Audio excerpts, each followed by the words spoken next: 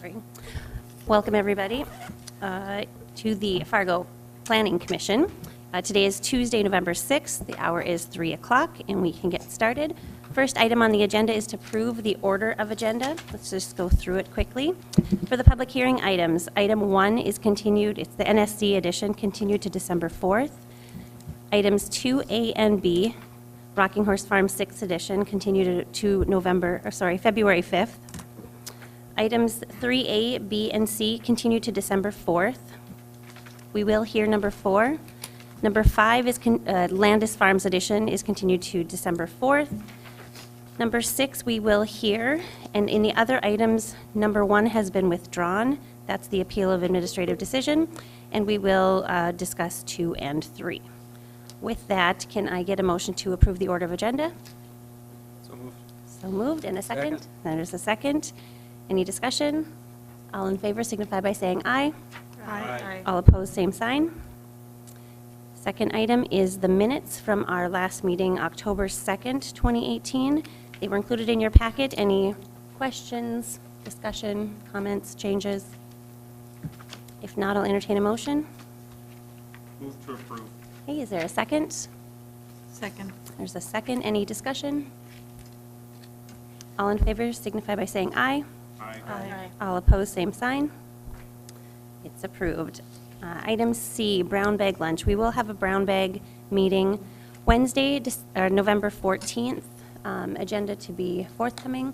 And we will, same as last month, if there are fewer than 8 of us able to attend, we will cancel that. So make sure you're getting your RSVPs in. And with that, we'll open up for public hearing. And I think it's the Kylie show today. So let's hear number 4, the Eddie and Fuller's. Is that what we're hearing? Yes. Yeah. Eddie and Fuller's auditor's lot. Item number 4 is titled Eddie Place Edition, Eddie and Fuller's Auditor's Lot, Case, Peak, and Hall Edition, and Fuller's Edition. It is located north of 6th Avenue South, south of 1st Avenue South, west of University Drive, and east of 15th Street South. The subject property consists of approximately 49.37 acres and 232 different parcels, which are primarily zoned residential. The applicant, the City of Fargo, is requesting a zone change to apply a historic overlay district over the existing base zoning districts. The Jefferson Neighborhood Historic Overlay was presented to the Historic Preservation Commission by members of the Jefferson Neighborhood Association in early 2017. Shortly after that meeting, volunteers from the Jefferson Neighborhood cataloged the homes by architectural style, year built, and took photos of each home in the proposed district. In 2018, the Historic Preservation Commission used funds from a historic grant to hire SRF Consulting Group to prepare the Jefferson Neighborhood Historic Overlay District draft. On September 6, 2018, SRF held a neighborhood meeting for members of the Jefferson neighborhood to listen to a brief presentation on what the Historic Overlay District entails and to ask questions and voice any concerns they may have.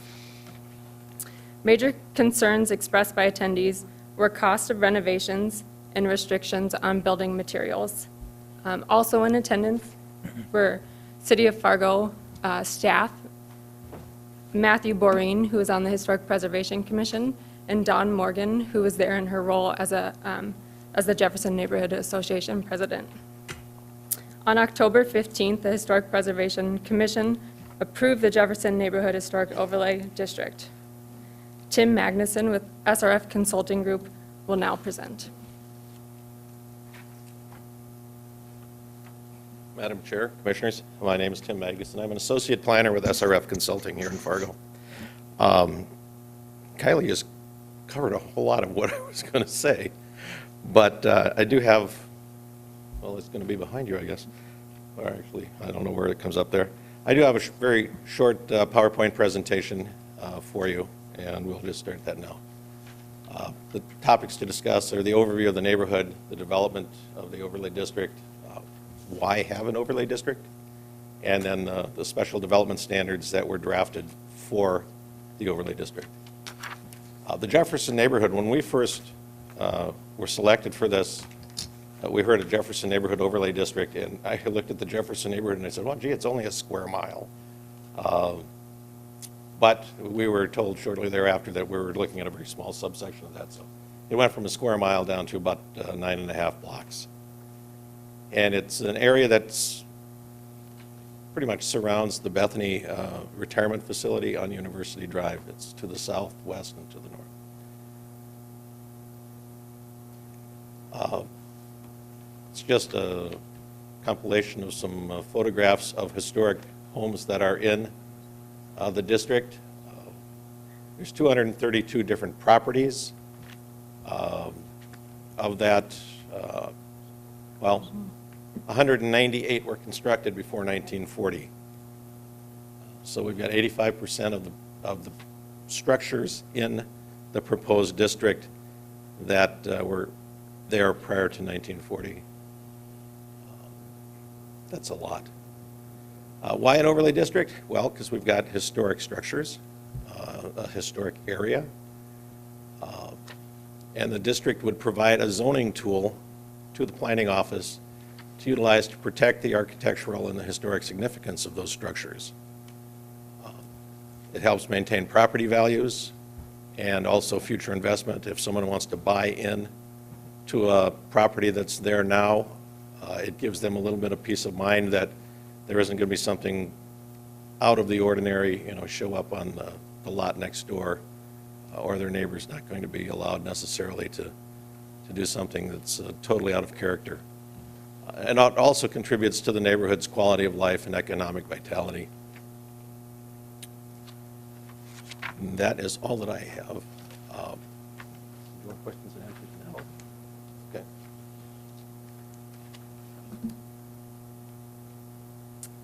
Okay. So I forgot to mention this, but after the neighborhood meeting, most of the attendees seemed pretty well, they seemed pretty good with the historic overlay district. Most of their questions were answered. We did receive a few phone calls from people within the district and then other members of the community that were within the 300-foot boundary. I believe a lot of those people did attend that neighborhood meeting, but they seemed for the most part to be okay with what the historic overlay district does entail. So based on that, and then the zoning district that they're in, staff is recommending approval of the historic overlay district. If you have any questions, I'd be happy to answer them. Thanks, Kylie. Commissioners, any questions for Kylie or Tim? Yep. You mentioned that for the most part, the neighborhood was okay with it. What were the objections? There were just some people who were worried about how much it would cost if they were to renovate their homes. And is it going to be much more expensive then? No, it won't. They can use alternative materials, so it doesn't have to be materials that were used at the date when their house was constructed. But they seem to have a problem with that, or concern with what the price would be. Were there any other concerns? No, that was the primary one. Okay, thank you. I'd just like to say that I was at that meeting, and, or several of the meetings, and there was one fellow at the last one that was confusing code enforcement with the historic overlay. So what he was thinking was that code enforcement was going to be much more stringent, which isn't the case. Any other questions, Commissioners? Kunkelman? One question, and maybe this is for Dawn even, do you have a group then that whenever I've done anything in these districts before, you get to see what's going on with the project? Yes, the projects are referred to the Historic Preservation Commission for review. Is that your group, or just the? It's not our group. Okay, The Historic Preservation Commission is part of the city of Fargo. And the standards that were presented for this overlay, are they consistent with the other historic overlays? Yes, Nicole could speak to this too, but one of the things that we've been attempting to do is, since there have been many historic overlays in the city of Fargo, to kind of streamline the process by establishing the same guidelines. one of the things I could say that has been really much easier for us is that previously there wasn't a consultant that was used, and so we were very grateful that we were able to work with a consultant and make the process so much more streamlined. Okay, Commissioners, any other questions? Okay. If not, we'll open it up for a public hearing. Is there any members of the audience that wish to speak in favor of or in opposition to this application?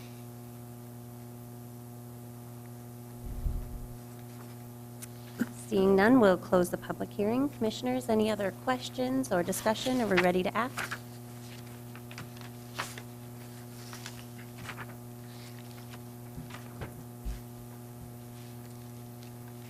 I'd like to make a motion to accept the findings and recommendations of the Historic Preservation Commission and staff. Recommend approval of the Jefferson Neighborhood Historic Overlay District. I'll second. And there's a second. Any discussion? Okay, we'll take a roll call vote, please. Yes. Aye. Aye. Aye. Aye. Aye. Tasa. Aye. Morgan. Aye. Bachmeyer. Aye. Schneider. Aye. Fisher. Aye, motion's approved. On to item number 6, the West Acres 4th Edition. Kylie? Item number 6 is titled West Acres 4th Edition and is located at 1702 40th Street South and 3926 17th Avenue South. The applicant, Paces Lodging, is requesting a zone change from MR3 multi-dwelling residential to GC general commercial in order to accommodate future commercial growth. The subject property encompasses approximately 2.07 acres. The planning department has not received any inquiries regarding this application. Based on the zone change criteria of the LDC, staff is recommending approval of this application. If you have any questions, I'd be happy to answer them. Also, Chris Mack is here representing Paces Lodging if you have questions for him. Okay, Commissioners, any questions? No, can hear from the applicant if, okay, any questions for the applicant, Commissioners? Okay, if not, we'll open up the public hearing. Any members of the audience wish to speak in favor of or in opposition to this application? Seeing none, we'll close the public hearing. Commissioners, any more discussion? Sorry, any discussion, or are we ready to act? Madam Chair, I'll offer the motion as included in the staff report. Okay, is there a second? Second. There's a second. Any discussion? And we'll roll call vote this as well. Holtz. Aye. Sobolek. Aye. McGilkey. Aye. Gunkelman. Aye. Sherling. Yes. Morgan. Aye. Schneider. Aye. Stoffren. Tasa. Aye. Bachmeyer. Aye. Fisher. Aye. And the motion is approved. With that, I'll just note that item 1 in the other items, there was a laydown item for the commissioners to take a look at regarding the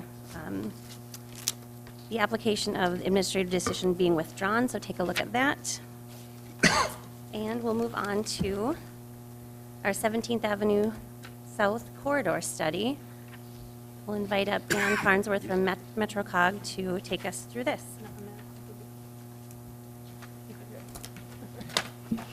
All right, thank you, Commissioners and Madam Chair. Let's see, I'll just give a quick introduction here, and then I'll have Mike Bittner follow up here with the presentation. So just to give you a little background here, in June of 2017, MetroCog, in cooperation with the City of Fargo, hired KLJ to do the study, and we've been working on that over the last year and a half here. And in this room, we had Megan Alsog representing the Planning Department, and then I also see Brenda Derrick here from the Engineering Department, and they were on the Study Review Committee along with other folks from the City of Fargo and MetroCog. So with that said, I won't say too much else. I'll let Mike go ahead and provide a presentation to you just for your information on what this study is about and what you can expect to see out of it. So I've got a slideshow behind you with a couple of videos in there, so I'll let you know when the video pops up if you guys want to turn your heads. But 17th Avenue is a really fun corridor to work on. It's really unique as you look from east to west. You really see the evolution. Really on the west side, you start with West Acres, a very commercial feeling corridor. And then as you start to transition eastward, you get into a lot of neighborhoods. And then really as far east towards 5th Street, the corridor extends. It really feels like a really quiet local street. And you see the traffic volumes really are about 10% as they are in the west to the east. And so for one side or the other, your definition of 17th Avenue could be very different than someone else's. So as we started the project, we had, we claimed the corridor was going through an identity crisis, because what is it trying to be when it gets bigger? As we look at it, you could see that some people thought, well, maybe this corridor would serve as something like 42nd Street, serving to provide, relief towards 13th Avenue and I-94. But as you looked at more recent planning, you really started to see the character of 17th Avenue start to come through with the neighborhoods. We also have 5 parks, including 3 regional parks, Lindenwood on the east side all the way west to Elmwood. We had 3 schools, a middle, high school, and an elementary school. And so recent studies identified this as an active living street in GO 2030, a top 10 bike network gap in the FM bike and pedestrian plan. And so you really started to see that contrast of, what that personality would really serve. And so that's where we really started our study. And so you can see our process. We wanted to start from square one and work with the people that lived on the corridor, the people that deal with this on a daily basis. We started by looking at opportunities and issues, and then we transitioned to our solutions and then our implementation plan. We had a variety of different public engagement meetings. We had over 100 people at both of our public input meetings. We also had a public bike audit that was a lot of fun. We got people out on their bikes to really look at this corridor from a different perspective as opposed to just driving through it. And really what we started with on our first public input meeting was a lot of people coming to talk about past studies and how they didn't feel like they went the way that they felt like a study should go. And so it was a really good place to start of just listening and letting them let us know what they'd like to see and what the process should really be as a part of this process. So we had more than 150 people attend at least one meeting. But where we had our most activity was online. We had almost a 20-to-1 online versus in-person activity with the study. So we had 20 different activities online, a lot of different games. We had a survey that helped people provide feedback on the different alternatives once we got to that phase. We tried to use any and every public awareness tool that we had at our disposal, newspaper, radio, TVs. We sent postcards to everyone along the corridor. We had paid Facebook ads. We talked to the neighborhood associations. You can see the long list on the slide of just everything we could think of, VMS signs on the corridor to try to get people out to the meetings, and we had a great deal of success with that. So now I want to transition to the feedback and the alternatives that led, the feedback led us to these types of alternatives, as well as our technical analysis. And so our first major solution was at 45th Street. What we see at this intersection is, if you've ever been there at the PM peak hour, the westbound left turn, it blocks as far back as several intersections. It takes several cycles, several green lights to get through the intersection.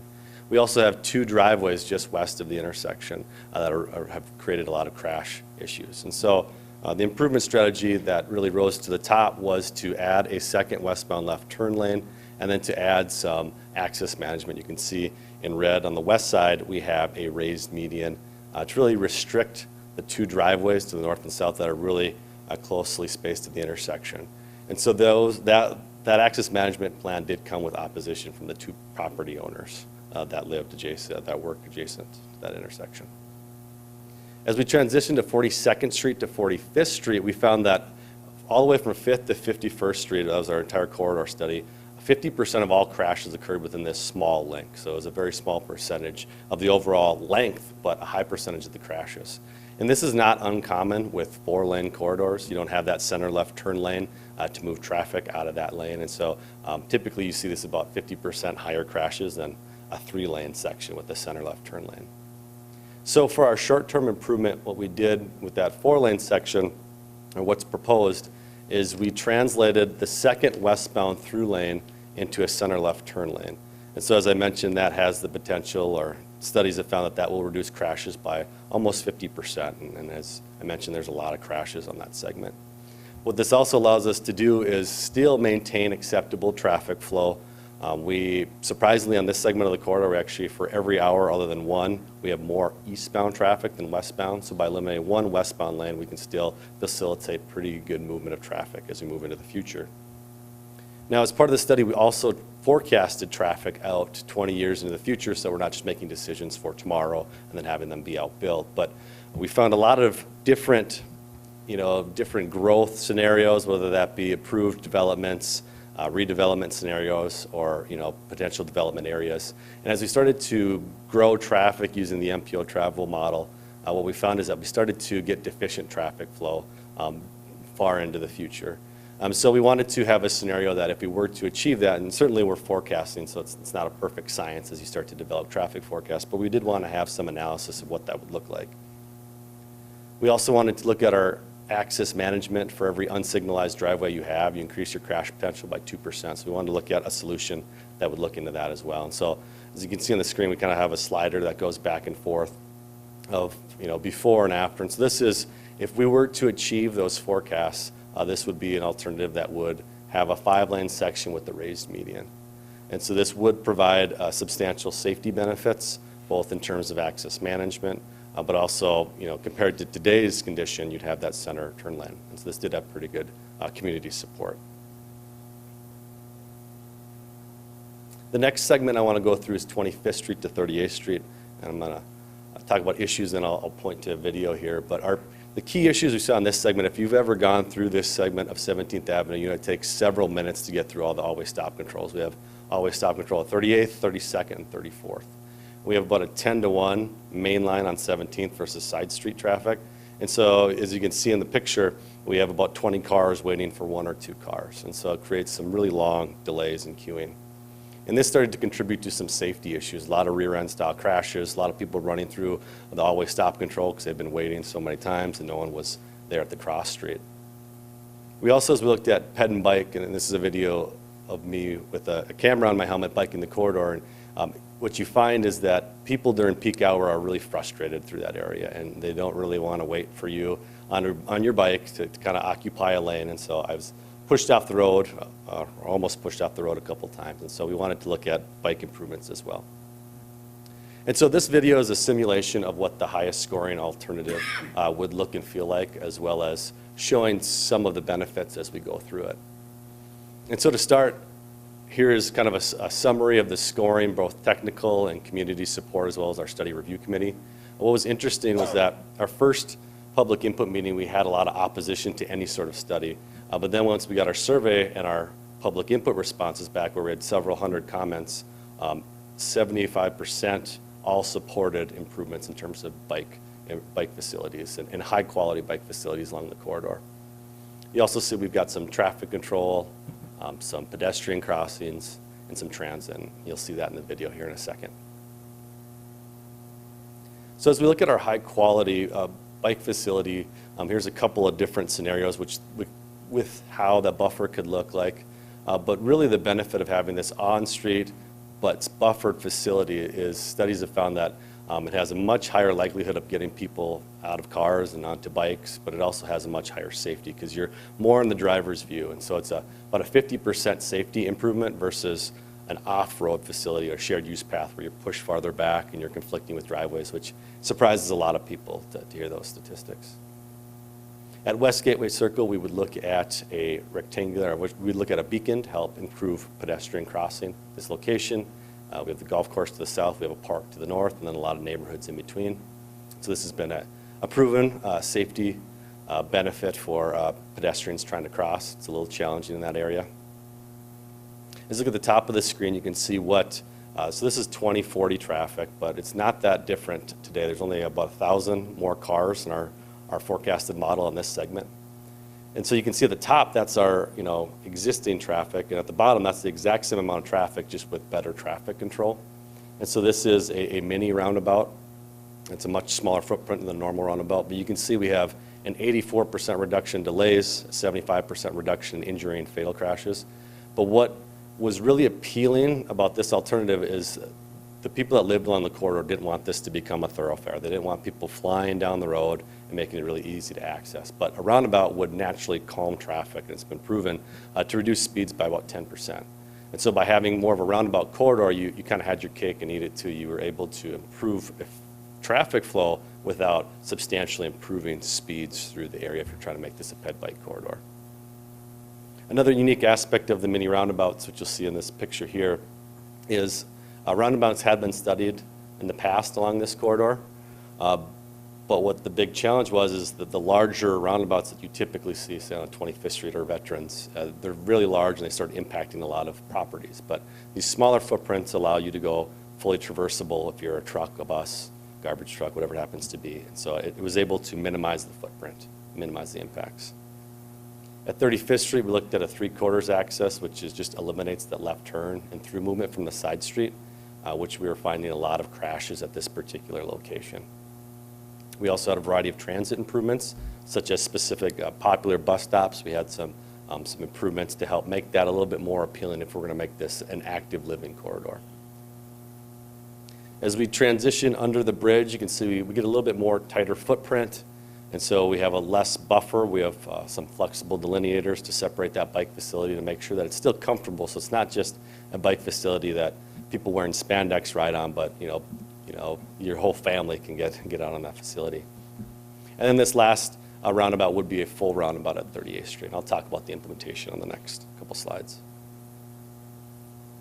So the last section we had to really focus on making that connection from, we've taken us from 51st all the way over to 25th Street. So how do we make that connection over to 5th Street? And so really the last missing puzzle piece was the bike facilities and the pedestrian crossings. So again, we got feedback from the community, and there was a lot of support to make that final connection for a bike facility, particularly that two-way cycle track, so we could connect that all the way east-west. And that's been a desire for the bike community for a long time, is that east-west corridor. We also looked at pedestrian enhancements at Essentia Health and South High School to make it a lot easier to cross at those two locations. So at Essentia, we looked at a raised crosswalk with an overhead beacon, and at South, we looked at a beacon system. And so the last two slides I have here is kind of timing. And so one thing that's really important as we look at timing of improvements is to understand when other roadway improvements will happen on this segment of the corridor. So from 5th to 38th Street, we have really poor roadway conditions. There was recently an overlay around 32nd Street, but the actual pavement underneath is in very poor condition. So in the next couple of years, that needs to be replaced. And so that provides an opportunity to build some of these enhancements without having a substantial financial burden. As we look at 38th Street to 51st, we still have good pavement conditions, and so that's why we have that kind of intermediate improvement plan, because there's no need to rebuild that segment in the near future. And so you can kind of see the short-term and long-term breakdown. It's pretty much everything I talked about in the short term, other than that widening section on the far west segment. And that's really more, let's keep monitoring this. We don't have to rebuild anything today. So let's make sure that these traffic forecasts are accurate, and we have a lot of time to make that determination. So with that, that concludes my quick update. And if you have any questions, I'm happy to answer them. Thank you. Commissioners, any questions? Any discussion?